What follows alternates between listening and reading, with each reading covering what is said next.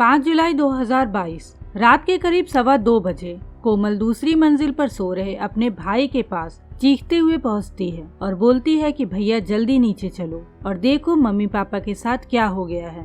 कोमल की ऐसी चीख पुकार से उसके भाई अनूप की नींद टूट जाती है और वो भागकर नीचे अपने मम्मी पापा के कमरे में जाता है और वहाँ का नजारा देखकर अनूप की भी सांसें थम सी जाती हैं। सामने बेड पर मम्मी पापा की खून से सनी लाश पड़ी थी। किसी ने बड़ी ही बेरहमी के साथ उसके मम्मी पापा का गला काट दिया था। इधर उसकी बहन कोमल का भी रो रो कर बुरा हाल हो रहा था। ऐसे में अनूप को समझ नहीं आ रहा था कि अब वो आगे क्या करे और फिर रोती बिलखती अपनी बहन को संभालने लगता है। पर उसे ये नहीं पता था कि जिस बहन को वो संभालने की कोशिश कर रहा है असल में उसी ने इस पूरे हत्याकांड की साजिश रची है। जी हाँ दोस्तों, एक बेटी ने अपने ही माँ बाप की हत्या का न सिर्फ पूरा प्लान बनाया बल्कि बड़ी ही बेरहमी के साथ उसे अंजाम भी दिया। पर कोमल के इस शातिर प्लान को पुलिस वालों ने सिर्फ 10 घंटे में ही सबके सामने उजागर कर दिया, जिससे वहाँ के आसपास के पड़ोसी भी हैरान रह गए कि आखिर कैसे कोई बेटी अपने ही माँ बाप की जान लेने के लिए इतना खौफनाक प्लान बना सकती है। तो दोस्तों, क्या है ये पूरा केस और क्यों कोमल ने अपने ही माँ बाप की निर्मम हत्या की और क्या था कोमल का वो शातिर प्लान जिसके अंतर्गत उसने एक नहीं बल्कि 3 बैकअप प्लान बना रखे थे, वो सब मैं आगे इस कहानी में आपको बताऊंगी। पर उससे पहले अगर आपको ऐसी इंटरेस्टिंग क्राइम स्टोरी सुनना पसंद है तो हमारे चैनल को सब्सक्राइब कर ले और सब्सक्राइब बटन के बगल में बनी घंटी को दबाना ना भूलें। तो चलिए दोस्तों, कहानी शुरू करते हैं। उत्तर प्रदेश के कानपुर शहर के बर्रा इलाके में एक परिवार रहता था। इस परिवार के मुखिया मुन्ना लाल उत्तम अपनी पत्नी राज देवी, अपने बेटे अनूप और बेटी कोमल के साथ रहते थे। मुन्ना लाल की उम्र करीब 61 साल थी। कुछ महीने पहले ही मुन्ना लाल विजयनगर स्थित फील्ड गन फैक्ट्री के सिक्योरिटी सुपरवाइजर के पद से रिटायर हुए थे। 2017 में मुन्ना लाल ने अपने इकलौते बेटे अनूप की शादी की, पर शादी के 10 दिन बाद पति पत्नी के बीच में कुछ ऐसा विवाद होता है जिसकी वजह से अनूप की पत्नी अपने मायके चली जाती है और वापस लौटकर नहीं आती।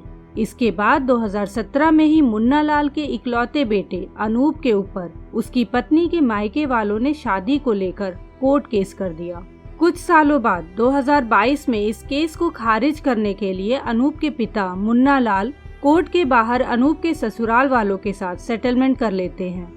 इसके लिए उन्हें 50 लाख रुपए अनूप की पत्नी को देना था, जिससे कि अनूप और उसकी पत्नी का तलाक शांति से हो जाए। पर ये पैसा इकट्ठा करने में मुन्ना लाल को थोड़ा समय लग रहा था और इसी वजह से आए दिन लड़की का भाई यानी कि अनूप का साला अनूप को जान से मारने की धमकी भी देता रहता था। 5 जुलाई 2022 की रात करीब 2:15 बजे अनूप की बहन कोमल अनूप के रूम का दरवाजा जोर जोर से पीटती है। अनूप जब दरवाजा खोलता है तो कोमल रोते हुए उसे बोलती है कि भैया जल्दी नीचे चलो और देखो मम्मी पापा के साथ क्या हो गया है। अनूप जब मम्मी पापा के रूम में जाकर देखता है तो उसके होश उड़ जाते हैं। कमरे में चारों तरफ खून फैला हुआ था और उसके मम्मी पापा की खून से सनी लाश बेड पर पड़ी हुई थी। कोमल ने अनूप को बताया कि जब वो उठी थी तब उसने घर से बाहर भागते हुए 3 नकाबपोश लोगों को देखा था। अनूप को लगा कि शायद ये सब उसके साले ने ही किया है, जो कि अभी तक उसे धमकी देता आ रहा था। इसके बाद अनूप ने शोर मचा के अपने पड़ोसियों को बुलाया और फिर उन्हीं में से किसी ने पुलिस को इस वारदात की सूचना दी। सूचना मिलते ही पुलिस मौके पर पहुंचती है और अपनी छानबीन शुरू करती है। घर में कुल 4 लोग ही थे, जिसमें से 2 की मौत हो चुकी थी और बाकी बचे 2 का रो रो के बुरा हाल था। तो अब पुलिस पूछताछ करे भी तो किससे करे। खैर, कुछ घंटों बाद पुलिस मुन्ना लाल के बड़े बेटे अनूप से पूछताछ करती है तो अनूप बताता है कि उसे कुछ नहीं पता। उसने रात को खाना खाया और उसके बाद उसने जूस पिया। जूस का टेस्ट उसे थोड़ा अजीब लगा, जिस वजह से उसने उसे पूरा भी नहीं पिया और उसके बाद उसे चक्कर जैसा आने लगा और फिर वो ऊपर अपने रूम में जाकर सो गया। अनूप के इस बयान के बाद पुलिस कोमल से पूछताछ करती है तो वो बताती है कि वो और उसकी माँ एक रूम में सो रहे थे और दूसरे रूम में उसके पापा। आधी रात को कोमल को कुछ आवाज सुनाई देती है जिससे कि उसकी नींद टूट जाती है और जब वो उठकर देखती है तो उसकी माँ उसके बगल में नहीं थी। इसके बाद वो अपने कमरे से बाहर निकल कर आती है तो उसे देखकर 3 नकाबपोश घर से बाहर भाग जाते हैं। इसके बाद वो डरकर अपने भाई को जगाने ऊपर चली जाती है। फिर जो अनूप ने बताया वही बात कोमल भी पुलिस को बताती है। इसी दौरान पुलिस को पता चलता है कि मुन्ना लाल के एक पड़ोसी के यहाँ सीसीटीवी कैमरा लगा हुआ है। जब पुलिस उस सीसीटीवी फुटेज को चेक करती है तो पहली बार पुलिस को यहाँ झटका लगता है, क्योंकि कोमल के बयान के हिसाब से 3 लोग घर में घुसे थे और सीसीटीवी फुटेज में पुलिस को सिर्फ एक शख्स घर में जाते हुए दिखता है, और वो भी बड़े ही आराम से। मतलब कि न ही उसने घर के दरवाजे का लॉक तोड़ने की कोशिश की और न ही किसी प्रकार की कोई दूसरी हरकत की, बल्कि घर के मेन दरवाजे को किसी ने अंदर से ही खोला और वो शख्स आराम से अंदर जाता है। रात को करीब 1:45 बजे वो शख्स अंदर जाते हुए दिखाई देता है और फिर करीब 1.5 घंटे बाद 2:15 बजे अंदर से बाहर की तरफ निकलते हुए दिखता है। पर इस वक्त उस शख्स के हाथ में लाल रंग का एक बैग भी दिखाई देता है। सीसीटीवी फुटेज देखने के बाद पुलिस ये बात तो समझ चुकी थी कि हो न हो इन दोनों भाई बहन में से कोई न कोई जरूर झूठ बोल रहा है, और फिर इस झूठ का पता लगाने के लिए पुलिस दोनों के फोन डिटेल्स को खंगालना शुरू करती है। अनूप के कॉल डिटेल्स में कुछ भी गड़बड़ी नहीं मिलती, पर जब पुलिस कोमल का कॉल डिटेल देखती है तो वहाँ पे कोमल का कॉल डिटेल्स ये बता रहा था कि पिछले 24 घंटे में 17 घंटे तक कोमल 2 नंबरों पे लगातार बात कर रही थी। अब पुलिस फिर से कोमल से पूछताछ करना शुरू करती है, पर कोमल ने जो बयान पहले दिया था अब भी उसी बयान पर कायम थी। पर इसी बीच जब अनूप को ये पता चलता है कि पुलिस का शक उसकी बहन कोमल पर है, तो वो भी पुलिस को एक जरूरी बात बताता है जिस पर अभी तक अनूप का ध्यान नहीं गया था। अनूप पुलिस को बताता है कि रात में जब सब खाना खा रहे थे तो उसकी बहन ने कुछ और कपड़े पहन रखे थे, और आधी रात को जब उसने अनूप को जगाया था तब उसने दूसरे कपड़े पहने हुए थे। और ये बात अनूप को अजीब इसलिए लग रही थी क्योंकि अक्सर उसकी बहन उसी कपड़े में ही सोती थी जो वो सुबह से शाम तक पहनी रहती थी। अनूप के इस बयान के बाद पुलिस पूरे घर की तलाशी लेना शुरू करती है, और इसी तलाशी के दौरान पुलिस को कोमल के वो कपड़े मिल जाते हैं जो उसने रात को सोने से पहले पहने थे। इन कपड़ों में खून के कुछ दाग लगे हुए थे। पुलिस तुरंत उन कपड़ों को फॉरेंसिक जांच के लिए भेज देती है और कोमल को गिरफ्तार करके पुलिस स्टेशन में ले आती है। पुलिस स्टेशन में जब पुलिस कड़ाई के साथ कोमल से पूछताछ करती है तब कोमल टूट जाती है, और फिर जो कहानी वो सुनाती है उसे सुनकर पुलिस वालों के भी होश उड़ जाते हैं। कोमल पुलिस वालों को बताती है कि वो मुन्ना लाल की सगी बेटी नहीं है, बल्कि उसे मुन्ना लाल और उनकी पत्नी राज देवी ने गोद लिया था, और ये बात उसे 1 साल पहले पता चली। असल में दोस्तों हुआ ये था कि मुन्ना लाल और उनकी पत्नी को सिर्फ एक ही संतान हुई थी, और वो था उनका बेटा अनूप। इसके बाद उनको कोई संतान नहीं हुई, और मुन्ना लाल की पत्नी का बहुत मन था कि काश उन्हें एक बेटी भी हो जाए, पर ऐसा नहीं हुआ। उन्हीं दिनों मुन्ना लाल के छोटे भाई राम प्रकाश को 2 जुड़वा बेटियां हुई। तब मुन्ना लाल ने अपने भाई से बातचीत करके कोमल को गोद ले लिया, और अपने भाई से मुन्ना लाल ने ये वादा भी लिया कि कभी कोमल को कोई ये नहीं बताएगा कि वो हमारी सगी बेटी नहीं है। पर साल भर पहले कोमल की बहन ने कोमल को ये बात बता दी, जिसके बाद से जब भी मुन्ना लाल और राज देवी कभी भी कोमल को किसी बात के लिए मना करते तो उसके मन में ये बात लगने लगती थी कि मैं उनकी असली औलाद नहीं हूँ, इसलिए मुझे डांटते हैं और मेरी बात भी नहीं मानते, जबकि उसके भाई की हर बात मान जाते हैं। इन्हीं सब बातों से मन ही मन कोमल अपने माता पिता से नफरत करने लगती है। इसी बीच कोमल अपने एक रिश्तेदार के यहाँ शादी में जाती है। उस शादी में उसकी मुलाकात राहुल उत्तम से हुई।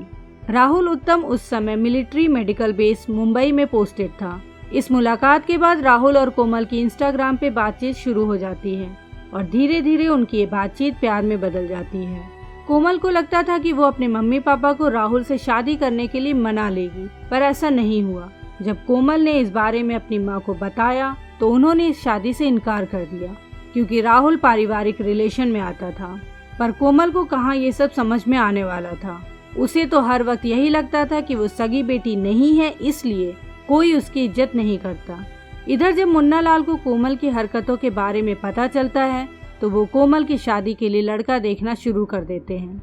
जब ये बात कोमल राहुल को बताती है तब दोनों मिलकर ये प्लान बनाते हैं कि कैसे इन सब लोगों को वो अपने प्यार के रास्ते से हटाएं। कत्ल वाली रात से 1 महीना पहले अनूप के साले ने अनूप और उसके परिवार वालों को जान से मारने की धमकी दी। बस यही बात से कोमल के दिमाग में एक खौफनाक प्लान आया कि क्यों ना वो अपने पूरे परिवार को मार दें और फिर इस कत्ल की वारदात को अनूप के साले के ऊपर डाल दें। इसके बाद वो और उसका प्रेमी दोनों आराम से एक दूसरे से शादी कर लेंगे। ये बात वो राहुल को बताती है और फिर राहुल और कोमल दोनों मिलकर प्लानिंग शुरू कर देते हैं। इस प्लान को अंजाम देने के लिए राहुल अपने छोटे भाई रोहित को इसमें शामिल करता है, क्योंकि उस समय राहुल मुंबई में अपनी ड्यूटी पर तैनात था और अकेले ये सब कुछ कोमल कर नहीं पाती। इसके बाद प्लानिंग के हिसाब से 5 जुलाई 2022 को कोमल रात में सबके लिए जूस बनाती है और उस जूस में जहर मिला देती है। उस जूस को माँ बाप तो पी लेते हैं, पर अनूप थोड़ा सा ही पीता है, क्योंकि उसे जूस का टेस्ट अच्छा नहीं लगता। जूस पीने के बाद अनूप को चक्कर आने लगता है। अनूप को लगता है कि शायद उसकी तबीयत ठीक नहीं है, इसलिए वो अपने रूम में जाकर सो जाता है। कोमल को ये पता था कि अनूप ने जूस नहीं पिया है और शायद वो बच जाए, इसलिए वो फिर फोन पे राहुल को सारी बात बताती है। इसके बाद राहुल अपने भाई को रात में कोमल के घर भेजता है। रात में जब रोहित घर आता है तो कोमल अंदर से दरवाजा खोल देती है, जैसा कि सीसीटीवी फुटेज में पुलिस ने देखा भी था। उसके बाद रोहित और कोमल मुन्ना लाल और राज देवी के कमरे में जाते हैं और बेहोश मुन्ना लाल के गले पे रोहित चापड़ से एक जोरदार वार करता है। एक ही वार में मुन्ना लाल के गले से काफी तेजी से खून बहना शुरू हो जाता है, जिसे देखने के बाद रोहित घबरा जाता है और उसके हाथ कांपने लगते हैं। जिसके बाद कोमल खुद चापड़ लेकर अपनी माँ राज देवी के गले पे वार करती है। इसके बाद दोनों अनूप को मारने उसके कमरे की तरफ जाते हैं, पर अनूप का भाग्य ही अच्छा था कि उस रात उसने अपने रूम का दरवाजा अंदर से लॉक किया था। दरवाजा अंदर से बंद देखकर रोहित और कोमल को समझ में नहीं आता कि अब वो लोग क्या करें। फिर कोमल एक नई कहानी करती है और वो कहानी थी 3 नकाबपोश वाली। और फिर रोहित के घर से बाहर जाने के बाद कोमल अपने भाई अनूप को जगाती है और वही झूठी कहानी सुनाती है। कोमल के गुनाह कबूल लेने के बाद पुलिस उसके प्रेमी राहुल और उसके भाई रोहित को भी गिरफ्तार करके तीनों को जिला कोर्ट में पेश करती है, जहां से उन तीनों को जेल भेज दिया जाता है। दोस्तों, अभी इस केस की सुनवाई कोर्ट में चल रही है। अभी तक इस केस का कोई फैसला नहीं आया है। दोस्तों, आप सभी को क्या लगता है, कोमल जैसी बेटी को कोर्ट से क्या सजा मिलनी चाहिए? हमें कमेंट में लिखकर जरूर बताएं। और अगर आपको हमारी ये कहानी पसंद आई हो तो हमारे इस वीडियो को लाइक करना ना भूलें। आपका हर एक लाइक इस वीडियो पे की गई हमारी मेहनत को सफल बनाता है। दोस्तों, अगर आपको ऐसी इंटरेस्टिंग क्राइम स्टोरी सुनना पसंद है तो हमारे इस चैनल को सब्सक्राइब कर लें और सब्सक्राइब बटन के बगल में बनी घंटी को दबाना ना भूलें। तो मिलते हैं नेक्स्ट वीडियो में एक नई कहानी के साथ। तब तक के लिए बाय बाय, टेक केयर, शब्बा।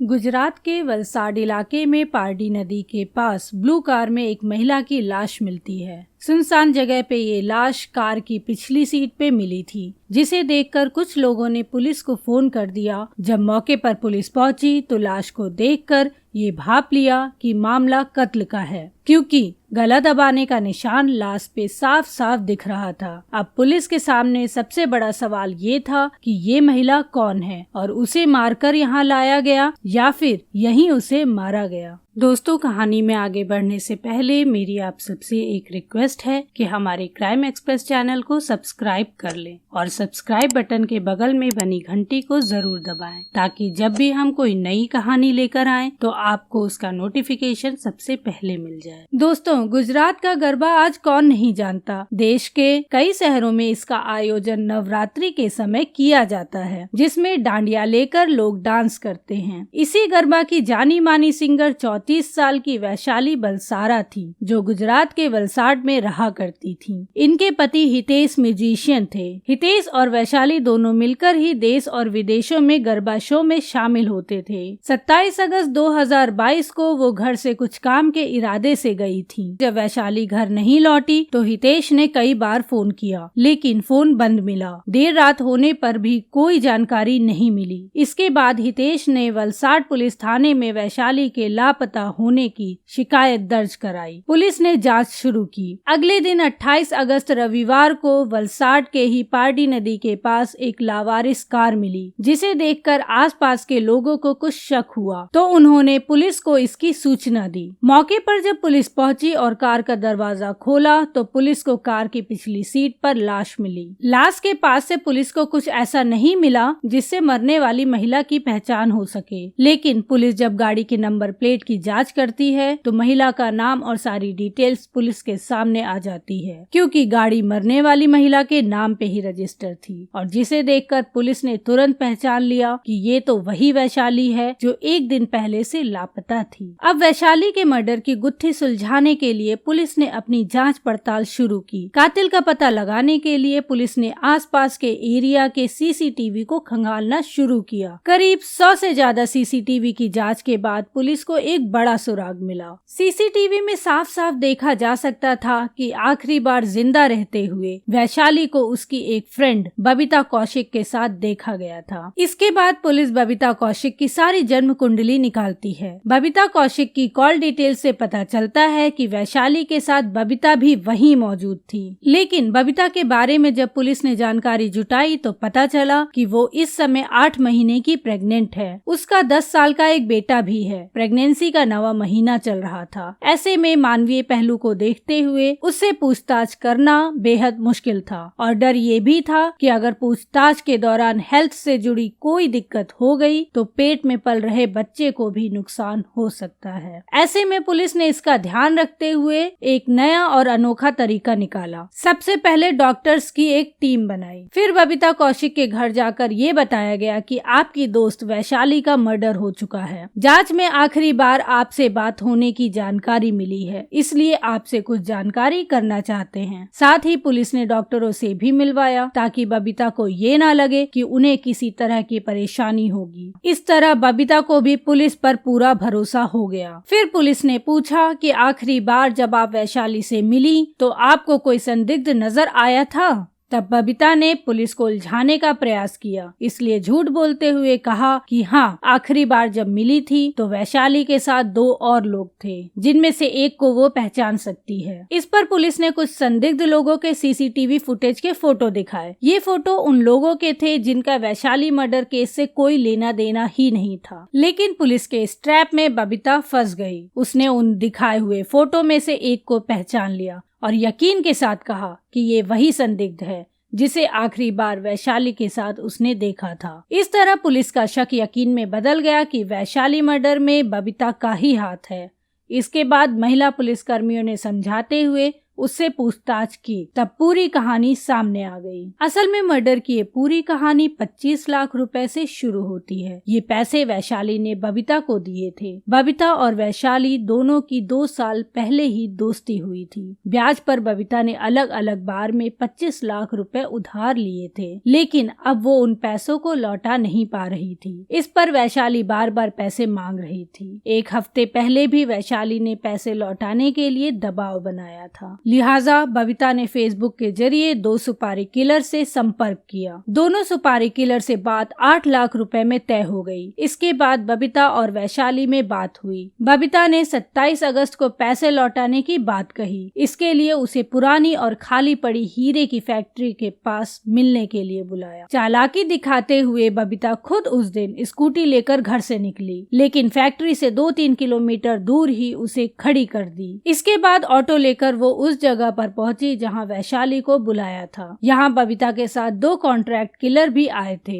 बबीता और दोनों सुपारी किलर के आने के कुछ देर बाद वैशाली भी कार से वहां पहुंची। बबीता ने दोनों सुपारी किलर को अपना रिश्तेदार बता के वैशाली से मिलवाया। कुछ देर तक उनकी आपस में बातचीत होती रही। तभी एक सुपारी किलर वैशाली के दुपट्टे से उसका गला घोटने लगता है। वैशाली मदद के लिए बबीता की तरफ अपना हाथ बढ़ाती है, लेकिन बबीता उस पर कोई दया नहीं दिखाती। वैशाली के हत्या के बाद उसकी लाश को कार में डालकर दोनों सुपारी किलर कार लेकर पारडी नदी के पास पहुंचते हैं और सुनसान जगह देखकर गाड़ी वहीं छोड़कर भाग जाते हैं। इस पूरे खुलासे के बारे में जब वैशाली के पति हितेश को जानकारी हुई तब उन्होंने हैरानी जताई, क्योंकि उन्हें 25 लाख रुपए बबीता को दिए जाने के बारे में कोई जानकारी नहीं थी। वलसाड पुलिस ने आगे जांच बढ़ाते हुए अब पंजाब से एक सुपारी किलर को भी दबोच लिया, जबकि एक अन्य किलर की तलाश की जा रही है। दोस्तों, ये थी हमारी आज की कहानी। हमारी कहानी आपको कैसी लगी कृपया हमें कमेंट करके जरूर बताएं और हमारे चैनल को सब्सक्राइब एंड शेयर जरूर करें। मिलते हैं फिर अगली कहानी में। तब तक के लिए बाय बाय, टेक केयर।